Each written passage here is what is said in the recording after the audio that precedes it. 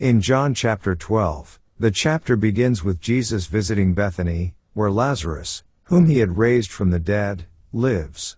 Mary, Lazarus' sister, anoints Jesus' feet with costly ointment and wipes them with her hair, demonstrating her deep love and devotion. Judas Iscariot objects to this act, citing the expense, but Jesus defends Mary, highlighting that she is preparing him for his burial, indicating his imminent death. The narrative then recounts a large crowd coming to see Jesus, many of whom had witnessed or heard of Lazarus' resurrection. This miraculous sign causes some to believe in Jesus, though others report it to the Pharisees, increasing the religious leaders' concern and plotting against him. Jesus speaks about the temporary nature of the world and the need for his followers to embrace him, even if it means facing opposition. Jesus teaches about his impending death, using the metaphor of a grain of wheat that must die to produce much fruit. He emphasizes that whoever loves their life will lose it, but whoever hates it in this world will preserve it for eternal life, urging his disciples to follow him wholeheartedly. He also speaks of being lifted up through his crucifixion, which will draw all people to himself, revealing the paradox of glory through suffering. The chapter closes with a fulfillment of prophecy from Isaiah, describing the people's mixture of belief and misunderstanding. While many publicly acclaim Jesus as the King, some hearts remain hardened.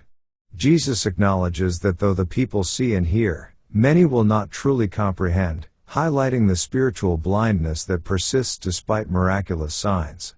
This sets the stage for the unfolding of his passion and the ultimate revelation of his glory. Let's now read John chapter 12. Then Jesus 6 days before the Passover came to Bethany, where Lazarus was which had been dead, whom he raised from the dead. There they made him a supper, and Martha served, but Lazarus was one of them that sat at the table with him. Then took Mary a pound of ointment of spikenard, very costly, and anointed the feet of Jesus, and wiped his feet with her hair, and the house was filled with the odor of the ointment. Then saith one of his disciples, Judas Iscariot, Simon's son, which should betray him, why was not this ointment sold for 300 pence, and given to the poor?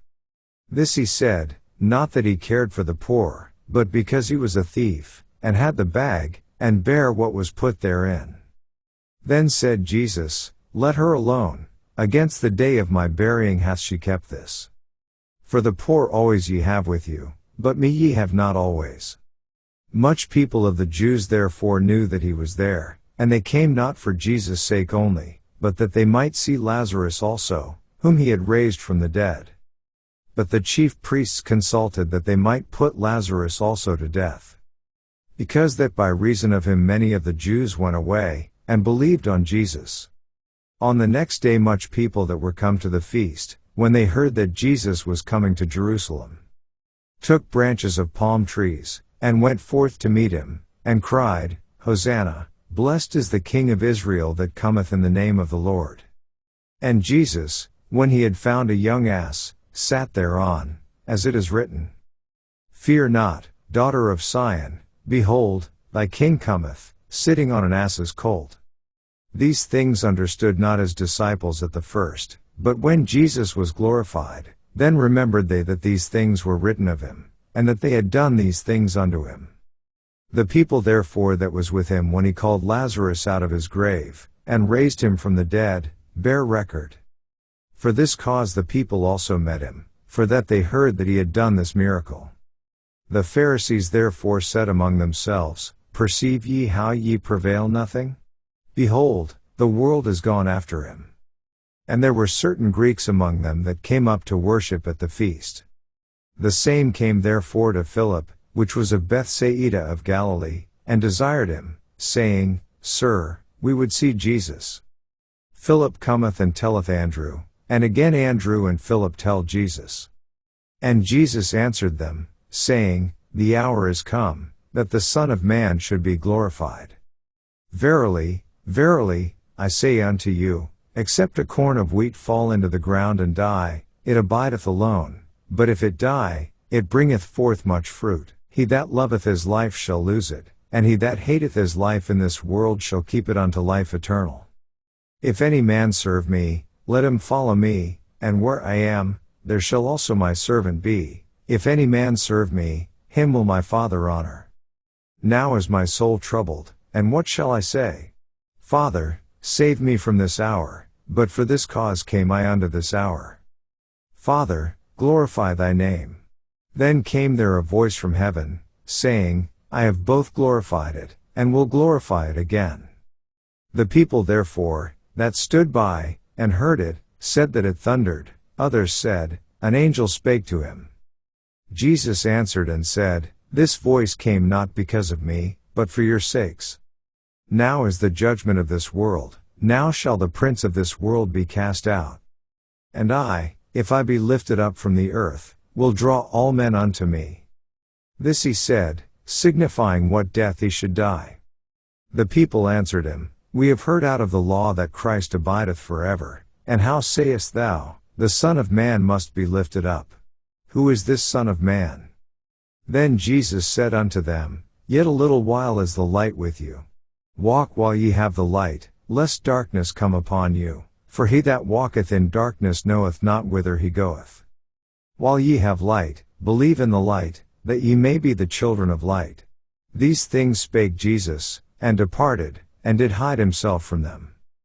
But though he had done so many miracles before them, yet they believed not on him. That the saying of Esaias the prophet might be fulfilled, which he spake, Lord, who hath believed our report? And to whom hath the arm of the Lord been revealed? Therefore they could not believe, because that Esaias said again, He hath blinded their eyes, and hardened their heart, that they should not see with their eyes, nor understand with their heart, and be converted, and I should heal them. These things said Esaias, when he saw his glory, and spake of him. Nevertheless among the chief rulers also many believed on him, but because of the Pharisees they did not confess him, lest they should be put out of the synagogue. For they loved the praise of men more than the praise of God. Jesus cried and said, He that believeth on me, believeth not on me, but on him that sent me. And he that seeth me seeth him that sent me. I am come a light into the world, that whosoever believeth on me should not abide in darkness. And if any man hear my words, and believe not, I judge him not, for I came not to judge the world, but to save the world. He that rejecteth me, and receiveth not my words, hath one that judgeth him. The word that I have spoken, the same shall judge him in the last day. For I have not spoken of myself, but the Father which sent me, he gave me a commandment, what I should say, and what I should speak. And I know that his commandment is life everlasting. Whatsoever I speak therefore, even as the Father said unto me, so I speak. This ends our reading of John chapter 12.